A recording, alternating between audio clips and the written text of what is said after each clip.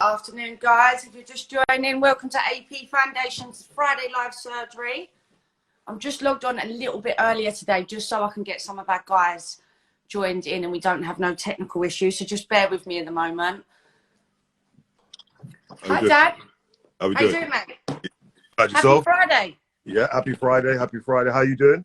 I'm good, thank you. I was a bit panicking then because I couldn't find you. I was like, oh, what am I going to do? It's okay, you're here. It's all right. So, today we've got writer and producer on, is that correct? Writer and producer on, and they're going to explain about what they're up to. They've done a web series on YouTube, and they're born and bred in Dagenham, I believe. And it's just talking about how they've achieved what they've achieved sort of thing by themselves.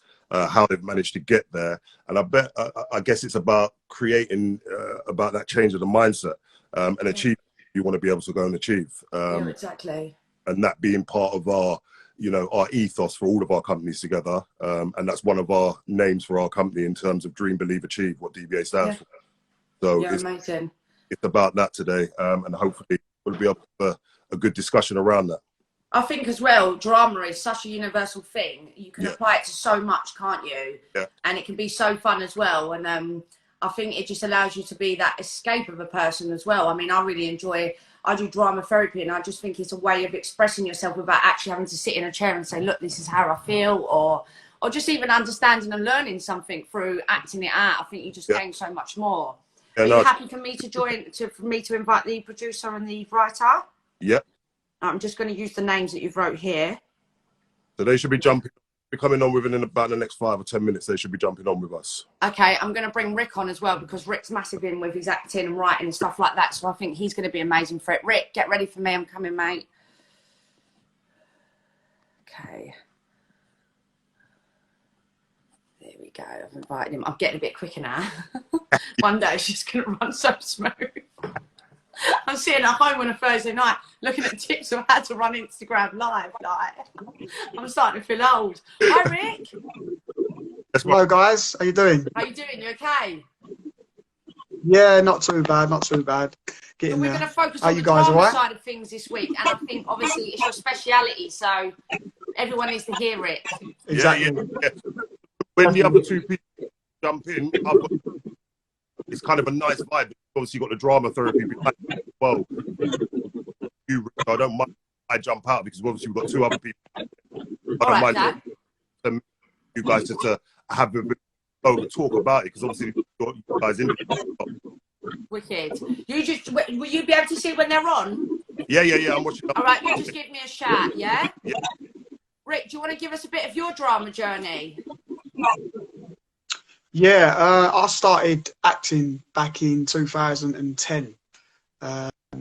It was nowhere, to be fair. A friend said, do you want to do some extra work? And I was like, what's that? I didn't know what it was. He told me it was behind the scenes in TV series and films and stuff. So I said, yeah. Just like amazing. Ended up being a Foundation. He's an ambassador now called Weber. He basically is from where I'm from in Bermondsey, and he started to teach me stuff. He started to learn me monologues, and then I ended up going to Morley College, and I got a few parts, a few roles, loads of TV commercials, and I just loved so much, like. And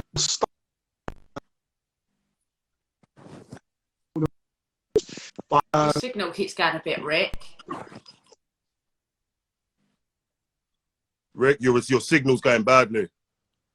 He's in the cupboard again, isn't he? Done it again to himself, isn't he? He's in the cupboard again. We're going to have to move him houses. We've got to give him a new shed. Anyone got any sheds that we can borrow to Rick? There you are, Rick. Can you hear me a bit better? Right. Yeah, can you there we go. I've put the Wi-Fi off now.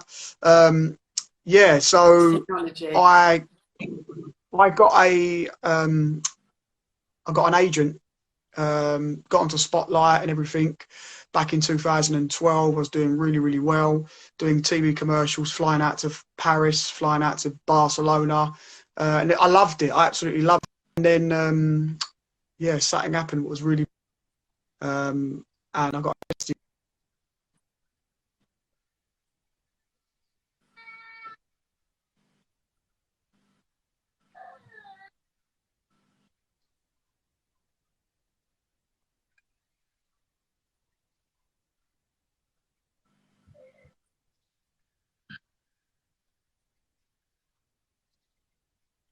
Yeah.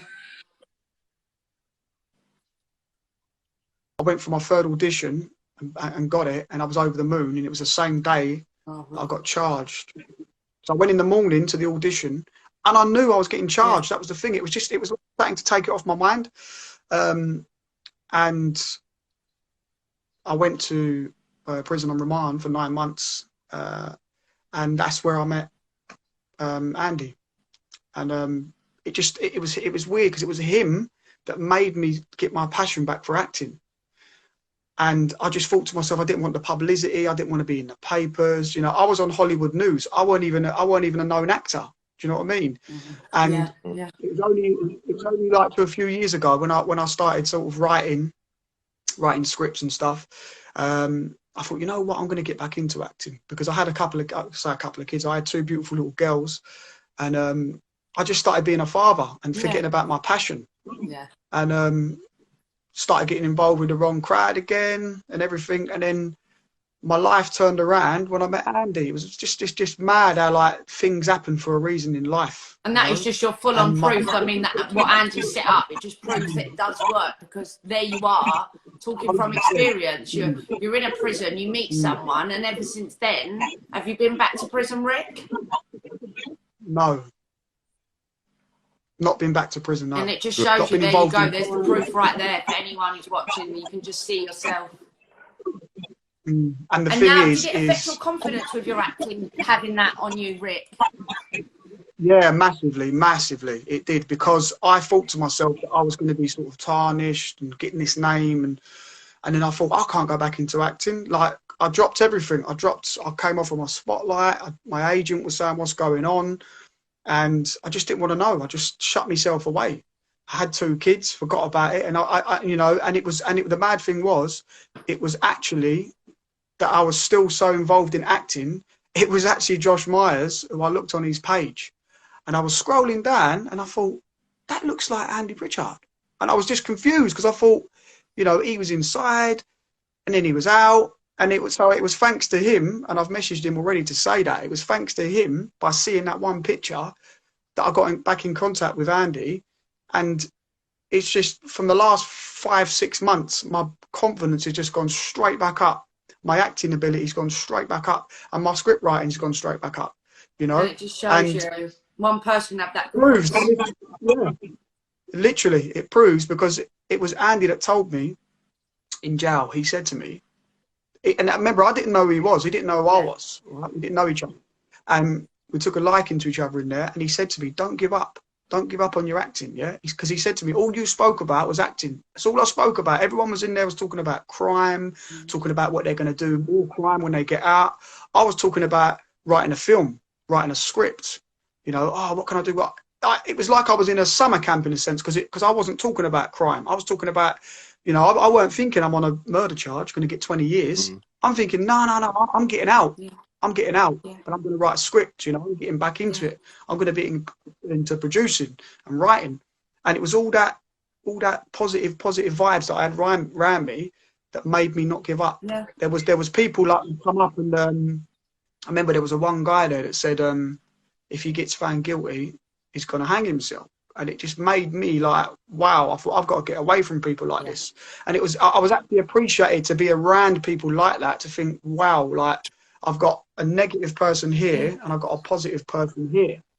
And I chose the positive path. And now, with Andy setting up the AP Foundation, it is amazing. And you know what? The amount of young lives and old lives that are going to change just through joining the AP Foundation and Mix Foundation and DBA Project as well. It's immense. It's like, it's unbelievable, because I know through experience, it's changed my life, you know? That's why I think And it's so important for you to talk today, because you're actual living proof. And even from the drama into it, how much of a difference that's made. And even at a grown man's age, you still had that path. You could choose that way or that way. And you chose that way, but Exactly. you had that guidance behind you. You had that person who sort of believed in you. And I think that's so important to it. Definitely. It is. It really is. Right now, Ricky. And I think your story is just about what we're out here trying to create. I think that's I think that is it there in an absolute nutshell. We're out here, we're trying to help create change for the youngsters, but also for the adults as well, because there's a lot of adults that have been in that life of mindset, crime, don't have any other options. And so you're proof of that by just sitting down and having that conversation while you're in jail with Andy, seeing a picture on Josh's and then now you're back on track again, family, and you're back in the game and doing what you want to be able to go and do. And I admire your honesty, Ricky, because a lot of people wouldn't have been as honest as you just was. You went straight through to the honesty. You didn't have to say what had happened, and you did. So I admire you for that. Yeah. And I'm looking at some of the messages that and it is true. It just takes that one person to believe in you. That's something where we're trying to jump in on it. It looks like Josh is trying to jump in there. Yeah. Mr. Myers trying to jump in. Okay, there we go. Let me just add him. I've sent him a request. Nah. Josh, I've sent you a request if you can hear me, mate. Hi, Josh. How you doing? You all right? How you doing, mate? You okay? Thank you so much. Really appreciate this. Because I think today is crucial with your experience and what you've achieved. Yeah, thank you. Your life. Could you just tell us a bit about it with your acting involved? Yeah, one second. Let me just shut this door 1 second. Everything. That's better. So what was the question, Marvin? What did you say? So just how the acting has affected with your life, your lifestyle, how it's helped you be the person that you are now. Do you think you'd be anywhere different without the acting?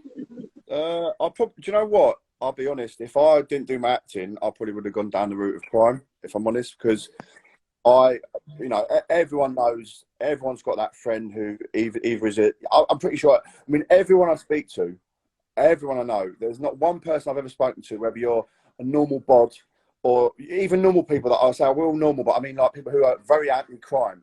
But there's always that one person that goes, yeah, I know a gangster, or yeah, I know a guy who sells drugs. You're always around it, no matter what. You can't break away from it. It's up to you as a person to break yourself away from it. And when I was younger, I've told, and Pritchard knows this, that I was doing graffiti all the time. I was climbing out my windows when I was meant to go to school in the morning. And, my dad said to me, what are you doing? And I got arrested one day. And my dad it was like British Transport Police arrested me when I was about 16, 17. And, I've got to thank those police officers, because if I never would have got arrested, I probably would have carried on doing that life of crime. Not like mental massive stuff, but, that was quite bad. I caused hundreds of £1,000s worth of damage on trains and stuff, doing stupid graffiti when I was like 16. And then my dad was like, I thought you wanted to be an actor. And I was acting at the time. I was going to Sylvia Young Drama School, but I was also like just being an idiot, like trying to press my friends, being a class clown. And it never got me anywhere. So I thought, you know what? F this, I'm not going to do it anymore. I'm just going to continue on my acting. And I'm glad I did, because I'm in a good place right now. I'm doing film after film. I finished The Foot Soldier Origins with Vinnie Jones recently. And then I did another 2 films straight back to back after that. And then my next film's in 3rd of May. Got a big horror film. So it's going great. Great. It's going great. So I can't complain. But to anyone out there who's thinking about, like I was saying, doing crime, not necessarily to get, I'm saying, pardon me, listen, stop doing crime, get into acting. There's so many things out there where, at the end of the day, crime does not pay. Yeah, you 100%. Might get loads of readies from it, you might get loads of money, but the bottom line is, eventually, you're going to get caught. Is it really worth it? Is it really worth going to prison for what, maybe, I don't know, getting a couple £100 in a month or whatever? But is that worth 10 years in jail? That's your life gone. That's it, done. Forget about trying to be an actor or whatever like that. But obviously, like in Ricky's case, he's come out of jail and he's done the right thing.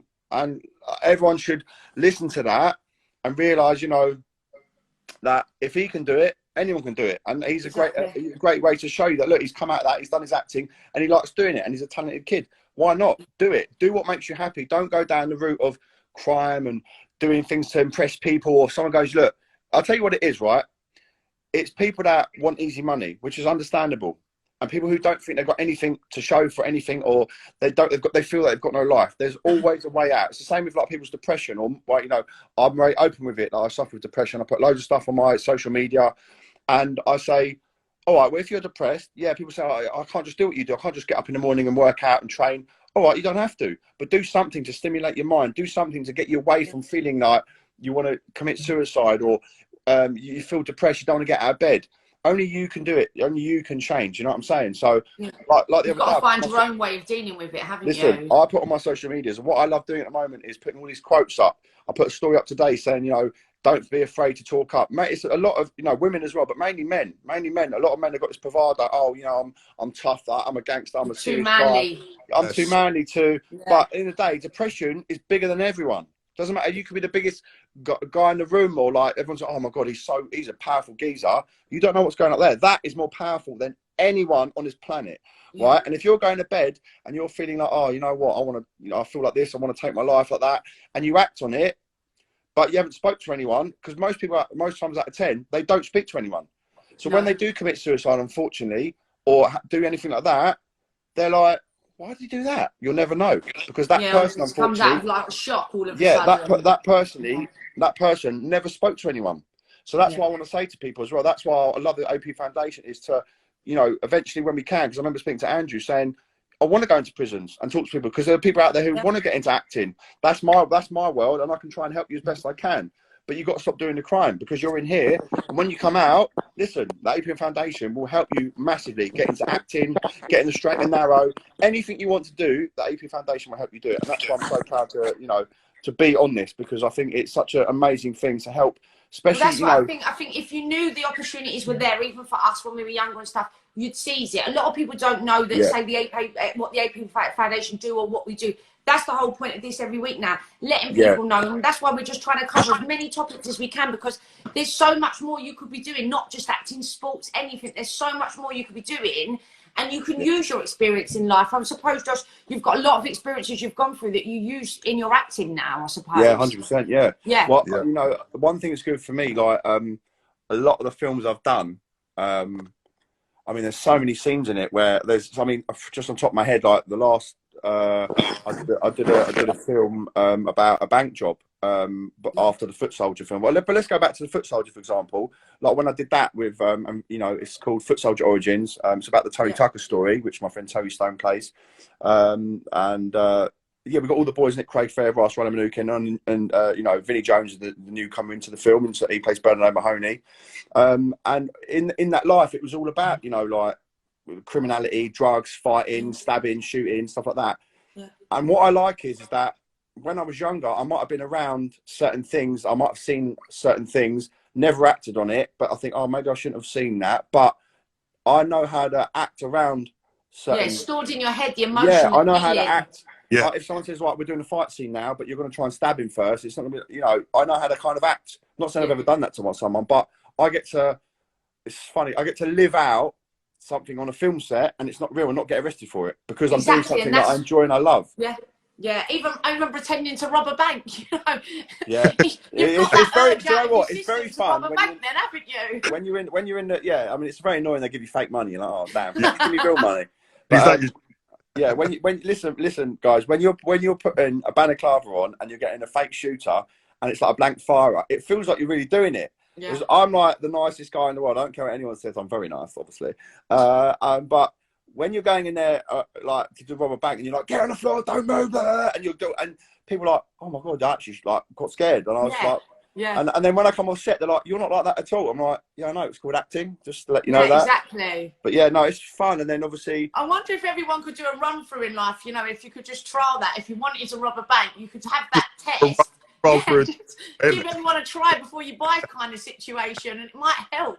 Yeah, no, 100%. Yeah, because trust me, look, you rob a bank in real life these days, you ain't getting away with it, and you're going to do you're going to do a 25-year stretch, and is it worth it? You know what, like our friend Marvin Herbert says, what for? Like what you do, what for? You know, when I went to meet Marvin, like about 3 weeks ago, and obviously he's good friends with Andrew and stuff. And I sat down with him, and before the cameras rolled, and we all know about his criminality past, but you know, I want to also give a big shout out to Marvin Herbert, because he's just changed his life around, and what he's doing is something special. He's absolutely smashed it, that guy.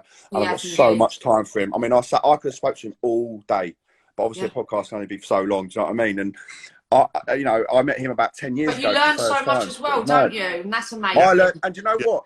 It's someone like Marvin, Andrew, you know, people like, you know, yourselves and stuff out there who are happy to speak about it, you know, depression, criminality, how to move on from that. People like us who are trying to improve the world, or improve people's mindset of saying, oh, you know what? I'll stop doing drugs. I'll stop selling drugs, and I'm going to try an acting course. I'm going to try and be a plumber, electrician. There's no like way to say, oh, you know what, you're 30 years old, you're 40 years old, your life's done. No, it's not. Don't start selling drugs again, or don't come out of prison and go, this is all I know, I'm a criminal. There's always a way for it to be helped. It's never too late, and that's what I think is so never too late. That should be a slogan. It's never too late. Never and that's too what late. I think is so great about acting as well. I mean, you can have a really negative life, and even, for example, acting is just a choice, but you could start that at any age, and that experience would help you to be a better person. You could take the negatives and help make that into a positive. You know, you can do that with any situation in life, but you just need to, I think you need to see the guidance is there, and there is people willing to give you that second, third chance, or however many chances you needed. We're here 100%. When you're ready to do that. Yeah. 100%. How old was you when you got into acting, Josh? My first film role, I was 18. I did a horror film called Psychosis, with my friend Reg Travis, who directed that. He also did. And did you always know you wanted to be an actor? Yeah, massively. Yeah. I mean, I was always loving it. I mean, I was a non-conformist in school, so I basically didn't like anything. Maths, science, English. I'm like, what am I doing? I don't like this. I just want to act. That's what I thought from day one. I like expressing myself, maybe a bit too much in classes as well. I was getting suspended and stuff like that. I was just a class clown. You're an actor. You're expressing yourself. Yeah, you know what I mean? Like, the teacher would go, right, turn to page 41. I was like, nah, I'm not doing that page. They're like, well, no, we are. I was like, well, I'm not. I'm doing something else. And then, like, I had to get teachers in the class for me to sit next to me to go, no, Josh, return.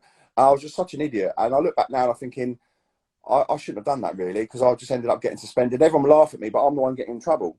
So even for young kids out there as well, that's where it does begin. Some people don't fit in anywhere in school, and I think this is where that path really separates between the good and the bad, because, like you said, you had to have teachers to sit with you, and if people have got that time to help keep you focused, then that's great. But if you slip through the net and you don't belong nowhere, you don't enjoy nothing, that is the start of where that, you know, is going to go wrong. That's the reality of school today, though, isn't it? Unfortunately, a lot of kids that are in school at the moment that are like yourself, Josh, and to a degree like myself, I didn't really enjoy all the education. I enjoyed doing the sports side. That's all I enjoyed. The reality is, there's so many kids out there that are not going to conform to doing maths, science, English, and everything like that. And this is where we, as organisations, have got to come in and try and support these young people and give them a different outlet and a different direction. Because sometimes the education ain't going to do it for you.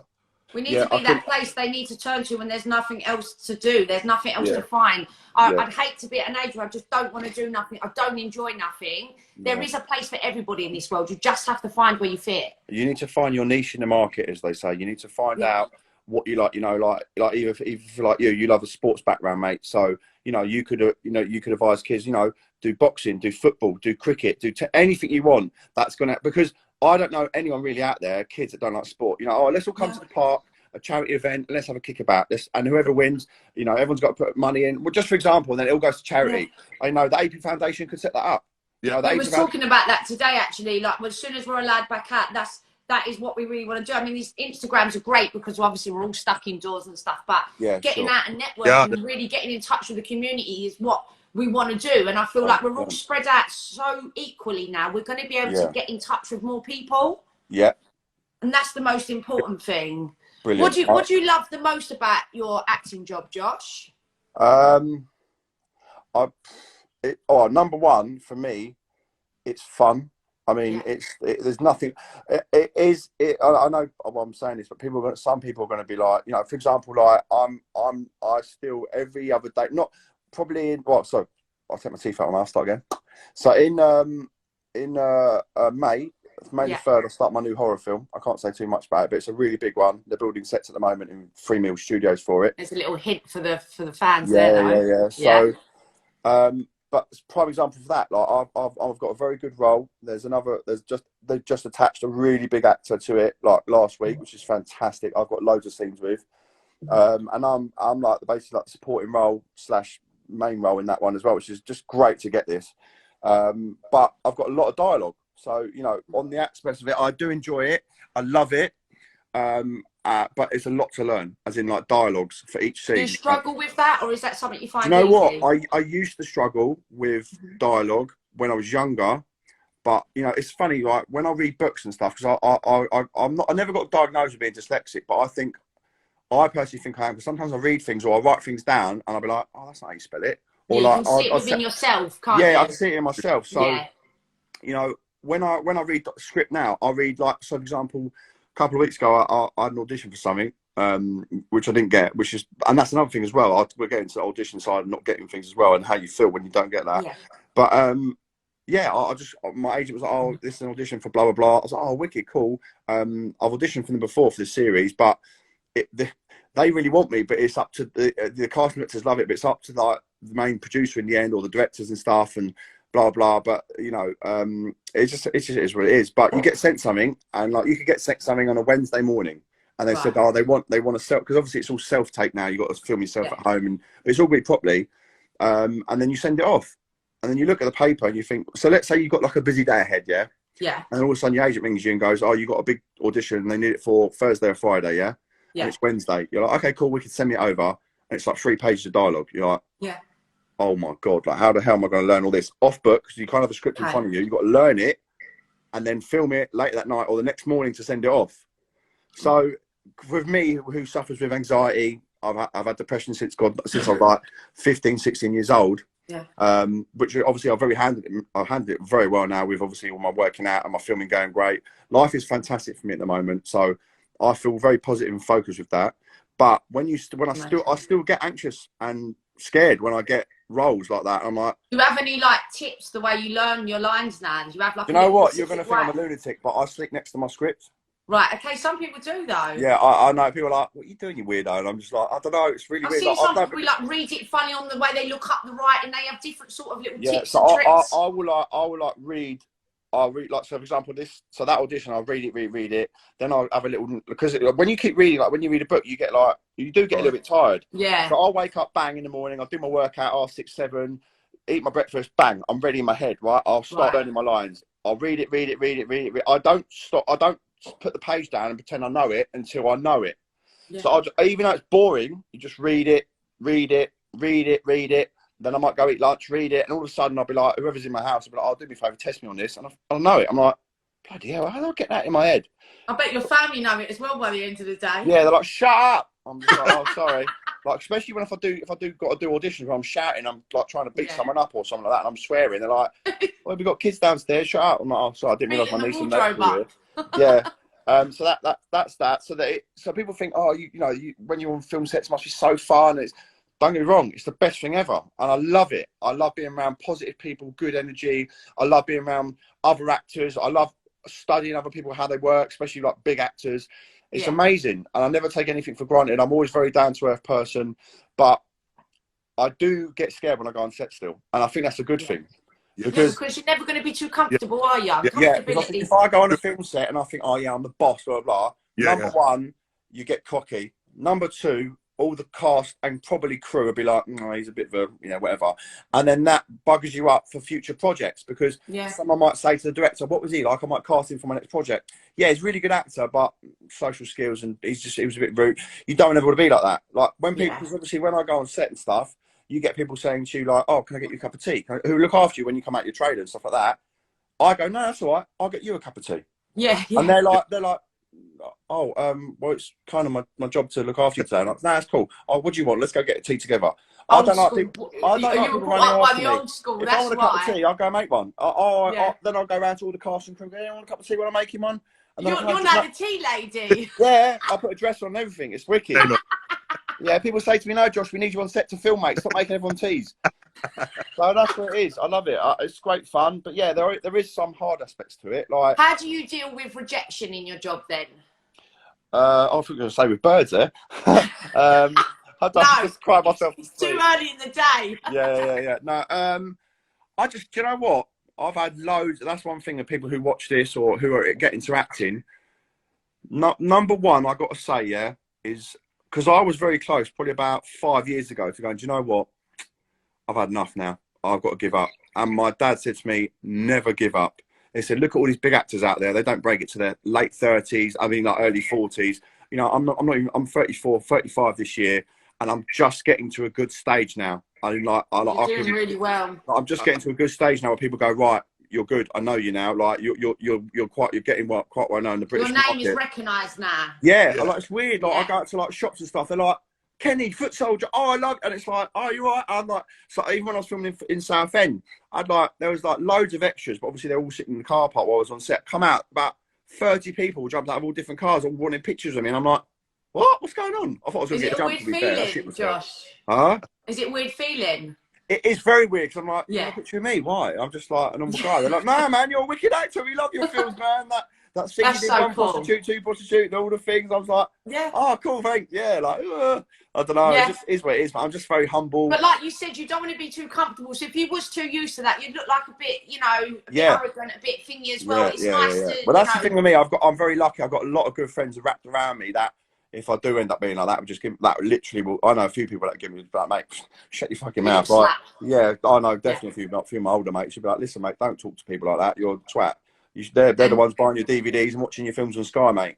And having other acting friends, I suppose that helps discuss, you know, the industry more as well and deal with, you know, if you didn't get the job, or does that help that you can talk to each other? Yeah, massively. I mean, there's definitely a few actors that who have been in the game like 10, 15, 20 years longer than me who, you know, like my mate Craig Fairbrass, Terry Stone have been doing it a long time. I've got a lot of director friends, producer friends. You know, my dad's, you know, an ambassador. Oh, no, I think he's more, my dad's not an ambassador. He's proper part of the AP Foundation, my dad. Not an ambassador. Is he ambassador? Yeah. He's a trustee. He's a trustee. There you go. My dad's a trustee. So, yeah, I knew that all along. Not that I just heard. Yeah, you're like, yeah. What is he? Yeah. He's a lovely man. He is. Makes lovely tea. Oh, thank you. Bless you. Yeah, and obviously, so, you know, he's been in the film industry before I was even born. My grandpa was in the film industry before, you know, to people who don't know, you know, my grandpa's named after the Halloween killer in Halloween. You know what I mean? That's why he's called Michael Myers. Yeah. So my dad's dad, my grandpa, he died like 20 years ago, but he helped John Carpenter make Halloween. So John Carpenter said to say thank you, out of respect for helping me make a big name for myself. When I do my next film, Halloween, I'm going to call the killer Michael Myers after you. Yeah, look at it. He's like, oh my God. Yeah, so that's why he's called Michael Myers. That's so cool. I'm like, that's so cool. Yeah, that is so. Yeah, so and that's a great story, and it just shows you. Did your dad do it? Your dad's done it all his life as well, then? My dad's done it all his life. You know, my dad and grandpa did Dirty Dancing, Dumb and Dumber, Buster, The Mask, Assault on Precinct 13, all the Halloween films. Jennifer Aniston's first film, Leprechaun. I remember that. I used to walk around with a little leprechaun outfit as a joke when I was like 10. But yeah, and I used to go to film sets. I remember I met Phil Collins when I was about 10, 11 years old. After they did Buster, the film Buster. Yeah, my favourite film. I went to meet him. I got everything downstairs in the garage. I got a massive photo shoot with Phil Collins. Yeah. When it was it was like my birthday, he sent me cards. So you sort of had to go into acting as well, then, didn't you? Well, yeah. Do you know what? I'll be very honest with you. My dad and mum never pushed me to go, do you know what, do acting. They were just like, we want you to be happy in whatever you want to do. And I was like, I want to do acting. And they're like, fine, we'll help you as best we could.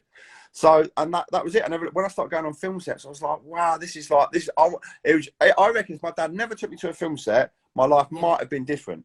But the fact that I went, because obviously when I was off school in the summer, my dad would still be working and grafting. So my dad had to take me to the office sometimes, and I'd go watch, like, back in the day, the VHSs. They had a massive library in the office, and I'd go and quickly get one of the horror films off the top shelf, get a stepladder, go into a room and watch it. And my dad would be like, what are you doing? Why are you watching Freddy Krueger? You're 10 years old. I'm like, oh, your mum's going to kill me if you have nightmares. But no, it was that never scared me. I'm joking, I shit myself.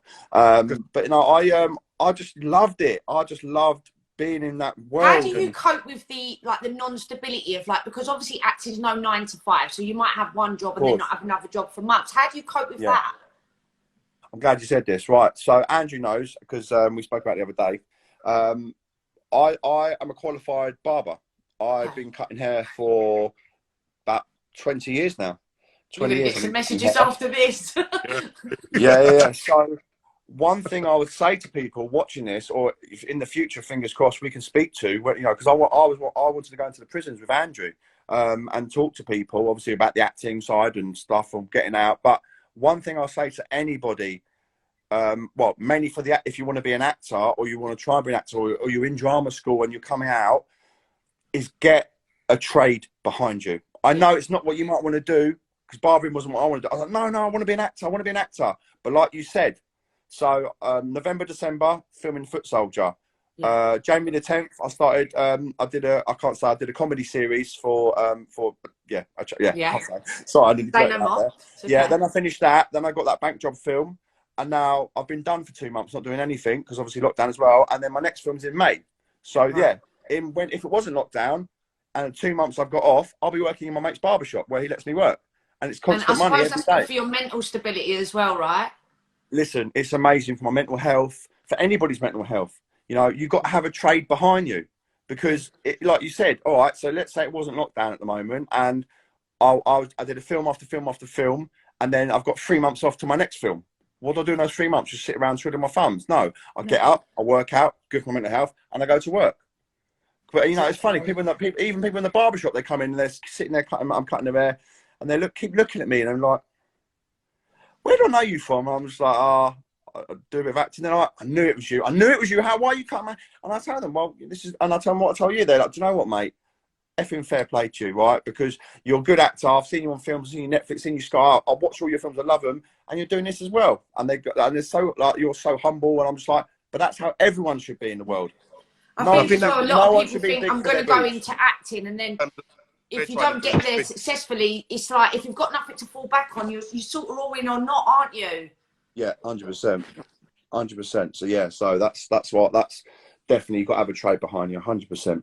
That is perfect. Josh, thank you so much for today. I think you've given us a pleasure. I've got my mate WhatsApping now going, I've got another FaceTime for about a film. He's going, well, hurry up, I've got another meeting. I can't thank you enough. Have a love you guys all, yeah, take care.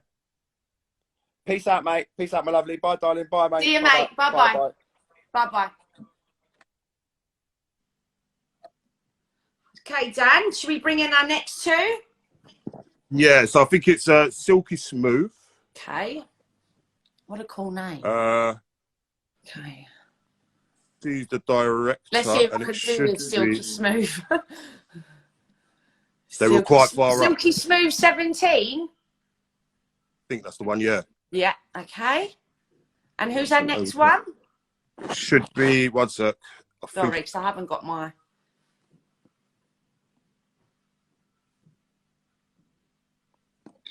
Is it French? French Tour? It's French Tour, I've got it. Okay, I've just invited both of them, so fingers crossed. That was a really good interview, though, I think, Dan. That was brilliant. Everything you spoke about, perfect. Oh, he's in a cupboard. Oh, there we go. How you doing? You're right. Vicky, you introduce yourself through Vicky, I guess. Tell us who you are, where you're from. My name is Francis Love. I am originally from Watford. I'm an actor. Yeah. And when did you get into acting? I kind of first discovered acting in year 6. Yeah. Yeah, so obviously we had a play. So I used to go to these like summer camps where they used to like so it was like a recess but obviously it's like for the whole summer and you'd go every day and obviously they'd have different activities and one of them was acting and I got into that. And then my primary school at the time was having like an end of year play. And I wanted to obviously be the wolf and everyone wanted to be the wolf. I didn't get the wolf. Ended up getting cast as grandma. Okay. And obviously I didn't really want to play like an old lady at the time. No, it's not cool, is it? Yeah. And because obviously they had planned to dress me up and everything else. So I was just like, I don't know if I want to do this. But I did it anyways. I was just like, you know what, I want to still be in it. So let me just do it. I did it. And I had obviously quite a bit in it and I had to perform and I was really nervous and really scared. But it's like, it's the first time, and till this day as well, that I've ever had any type of feeling like that. Yeah. I was really nervous. I was really scared. I was also going to be performing in front of the whole school, parents, kids that knew me, and everything else like that. And I literally just got lost in the moment, and everything seemed to just fall away. And yeah, and I knew from that moment, I was like, yeah, no, You belonged. this is it. Yeah, because This even is afterwards, me. yeah, afterwards, I had parents coming up to me. They were like, "Oh my God, you're really good." Oh, you just and yeah, it was just. I was It was just like like, your yeah, this is calling, it. right? Yeah, yeah. That's when it really hit me. I was just like, yeah, this is what I want to do. And then came along football. So that kind of took me away from acting a little bit Okay.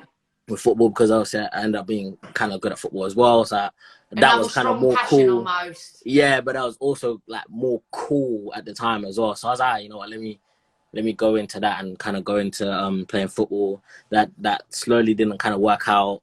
And then obviously I started to go down kind of like the wrong path, started to get in trouble a bit. I was like 14. It's the first time I got into like serious trouble. Ended up getting arrested. And yeah, and I was going like courts and stuff whilst I was going whilst I was at school. So I was missing school, and yeah, it was just a really kind of bad time. Your life was going down the wrong path. Yeah. And how long did that go on for? You was 14 when it started. Yeah, 14 when it started, and then to be fair, it ended quite quickly because obviously I'm very thankful for my mum. She's very hands-on. So when she realized that, I started to like go down the wrong path and start to get in trouble and things like that. I remember I still remember this to this day, this kind of like conversation we had. I must have just come back from, I got released from the cells and stuff, and she was just like, I can't believe you're 13, 14 and you're in cells. Is this kind of what you want to do? Is this where you want to do, like where you want to go? You was playing football, you was acting, and now you're getting in trouble. What's happened? Talk to me, kind of thing. She made you look at what you were actually doing. Yeah, and obviously it didn't really hit me at the time because I just wanted to be with my friends. I wanted to do what they were doing, or people who I thought were my friends, the older kids in the neighborhood, and just kind of be on what they were kind of on, and just kind of impress them. I didn't really sit down and look at it and think, oh, I'm actually really affecting my life if I carry on down this path to a point. Did you feel like you had to be like that because your friends were like that? Oh yeah, definitely, just to fit in, because it's like, okay, cool. For example, I would go out. I used to live in an estate, Hollywood estate in Watford, and I would go out, and it's okay, cool. So what we're gonna do today? All right, we're kind of bored of playing football. Now let's go do something else. Okay, well, what is there to do? All right, well, let's try and make some money. Everyone likes money, sort of thing. So okay, cool. And then they'll get into trouble. And if you say, oh, I don't really want to do that, or that's not really for me, they're not all of a sudden they're not your friends anymore. They don't treat you the same. It's like you're not really accepted into that group anymore. It's just like, I kind of have to do this to be friends with these people because I want their friendship. I want their approval at that time. Well, if everyone else is doing it and you don't do it, what are you going to look like? Do you know what I mean? So you have to follow the crowd, don't you? Yeah, well, at that time, at that moment in time. So but I'm really glad that kind of happened when I was younger, and obviously I'm very glad for my mum that she made me realize is that, okay, cool, you don't have to be friends with these people. You can do this and you can do that. The main reason I went to school nearly an hour and a half away from where I actually lived, because my mum didn't want me to go to school with these people as well. So I ended up going to St. Michael's. But changing your environment changes your person, I expect. Yeah, 100%. So I met completely like different people who are coming from like different circumstances, and I was meeting kids where they would tell me about, oh, they do this, they go on their ski holidays and they do this, and then I'm thinking, oh, I want a life where I'm able to, take the peer pressure changes almost from being a criminal to now like wanting to do a ski holiday, right? Yeah, 100%. That's you get me. It's just a whole different life from the friends that you have in the estates, where they have criminal brothers or uncles and things like that. So that's what they know. So that's what they're gonna do. In the new school, it wasn't cool to be a criminal. Not at all. Not at all. I had to almost change who I was and really like realize, okay, cool, crime's not really cool like that. So I'm gonna have to find something for me to do. And that's a prime example, isn't it? How changing your environment can really change your circumstances. Yeah, Massively. no, it was, and that's one of the best things my mom ever did to me, did for me even. Because at the time, I felt like she was doing it to me because I wanted to obviously go with my friends and go to the She was same punishing school. you, I bet you felt Yeah, like. that's exactly how I felt. I was like, why am I going nearly an hour and a half? Evil I'm getting mother. 2 buses. Do you know what I mean? I'm getting 2 buses to get to school. And like my friends is literally there. The school was literally on our doorstep. I can walk there. Why am I going? I didn't understand at the time. But yeah, it really helped me. So yeah. So now, when you do your acting now, how do you apply your life experiences to that? In the roles I've been cast in so far, definitely. Because obviously, it was gradual for me. From when I got started getting in trouble at 14, I started to obviously change my life, but I still lived in the estate. So there were still those friends that I had that was still, as Josh was saying, we all know someone who does crime, who sells this and all sorts of things. So it was kind of gradual. I wouldn't get myself involved, but I still knew these people. So I had to kind of gradually move away from that. But being around those people and seeing what they go through and seeing those experiences, it made me understand that one, I didn't want to be any part of that, because at the end of the day, crime is fleeting. It's true. You don't, like, the money you make, you can't spend, and it's just pointless, and it's not worth it. Like, at the end of the day, if you get caught, it's really not worth it. It's pointless. It's not worth the time that you lose. So yeah, so from those experiences, I'm able to see, okay, cool, I can play the character this way.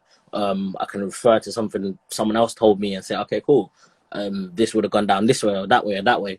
So yeah, definitely I've learned from those experiences, being around those people, but not actually really being involved myself. Yeah, and I suppose your life could have been very different to what it is now.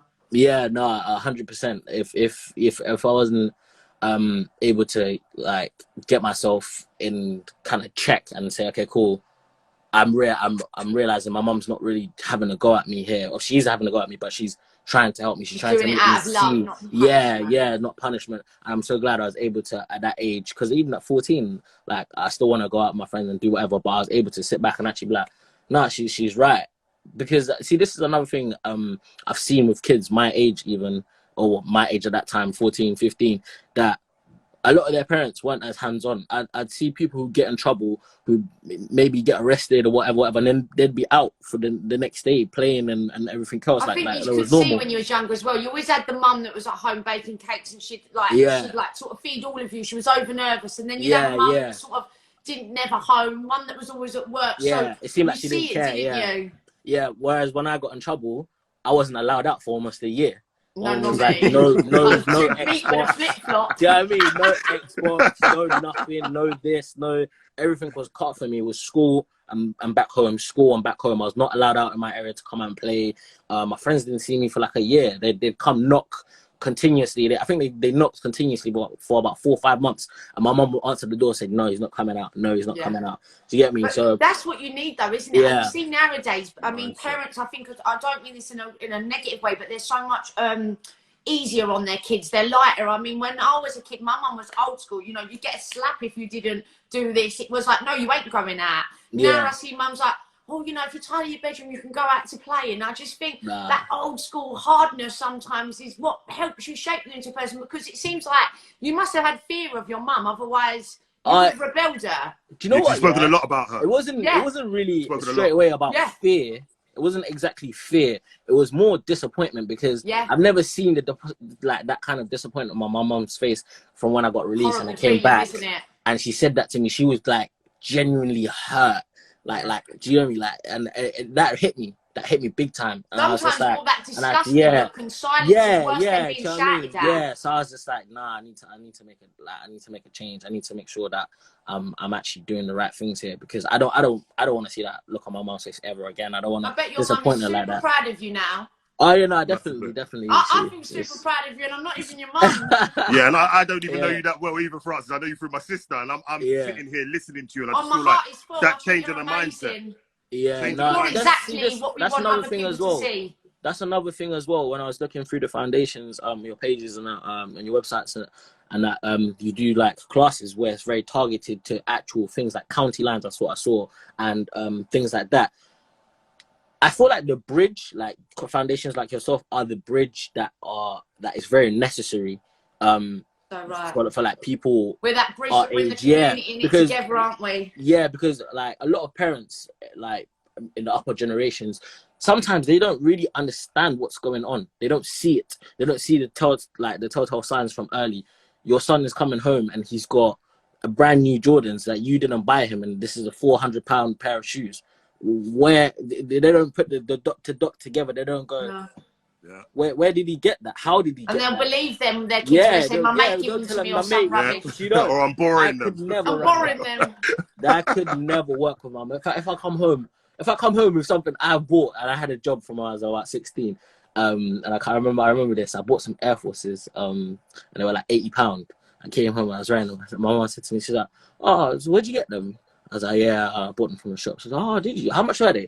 I said, £80. She was like, £80? Where'd you get £80 from? I was like, "I work." She goes, "Yeah, but you're saving as well." She gave me, it was just, and it was £80 of shoes. Yeah, she's on me. So I know. Think some parents are either like that or really laid back. I'm like CID. You can have a job. Yeah, straight. Box. I'm like, where'd you get it? Straight. Yeah, away. how much you spend? How are you able to do that? And she's definitely. And the thing is that I appreciate that. Obviously, then or when it's happening, you're like, oh.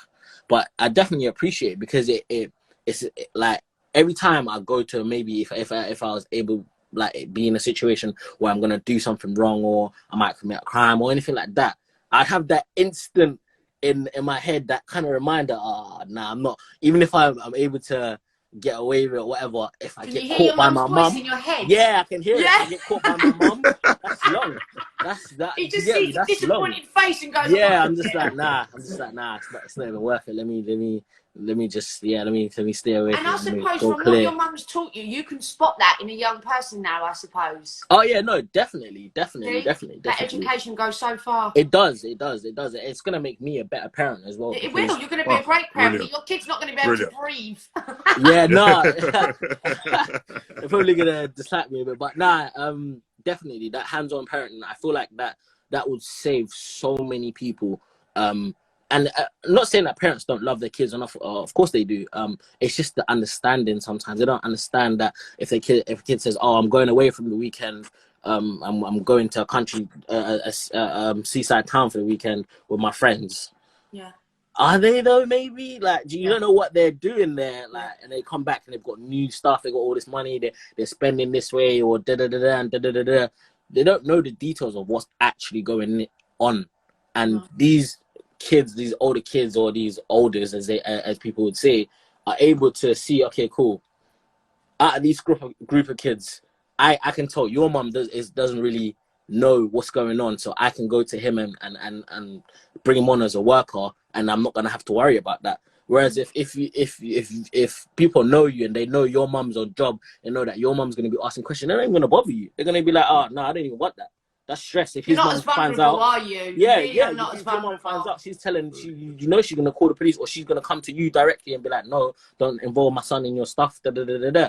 But if they know that you're vulnerable like that and that your parents are not, or like hands on, they're gonna see you as vulnerable and they're gonna say, "Okay, cool, come on board." Everyone was scared of my mum as a child. Everyone would be like, "I ain't even asking for a glass of water." Your mum will go, and then other kids will go, "Go and get me this. Go and do this for me. Go and do that." Yeah, do you know what I mean? Yeah. I know exactly what you're saying. Is your future plan to become a full-time actor? Yeah. So one thing I realized in this industry, I had to realize really quickly. So I've been doing this like professionally, I guess, since 2016. Is that it is a marathon, not a sprint. So I'm taking it as it comes, really, and I've got a set plan. I'm just trying to stick to my plan. So the whole giving up thing and the whole I don't feel it, because obviously things are hard. Of course you do, but every time I get that kind of thought, I relate to my plan. Okay, cool. Remember, that's amazing. Sprint, do you know what I mean? And what do you do in your spare time to keep you ticking over? So I just finished uni not so long ago. Well done. I literally just got a job the other day. So good on you. Yeah, I'm just I'm just working You're right now. It. I'm so proud of you, and I don't even know you. You're really doing well. Amazing. Thank you. But yeah, so I've literally, as I said, I literally just got a job, so I'm just gonna be doing that for now. But I've been saving, and now obviously when I open up my own like company. So when I was at university, I kind of saw a gap in like the market, like for events and stuff. So I'm just gonna work in this job, kind of save up a bit more, and then I'm gonna go move down there, get a job, and then just I was going try to say, to do in the summer events there. when we reopen and we get back in the community, I'd really like you to work with us. And Yeah, no, and definitely. I'd be interested I to do think that. it'll be a really positive. I mean, all between us now, we're all linking together, and I just think Yeah. there's going to be so much more opportunity after this lockdown. We're not wasting no time. We want to cover so many topics, and we, like you said, we're so specific with the topics. When we've got that topic, we need them good people to influence that topic, and you are that person. 100%. You are so positive. You've done amazing things. You've got a great plan. Your attitude is amazing, and I just think you're going to go so far like that. Yeah, no, yeah, thank you. I appreciate that. You're amazing. Francis, thank you. Okay. I'm just going to bring the boss in. Look, he's at the Oi, moment. you Far come from here, boss. Yeah. Yeah, saying, listen, it's been listening to you guys. It's amazing, and you know, I have to, you know, admire what you've done. Great journey, you know, great inspiration to a lot of young people.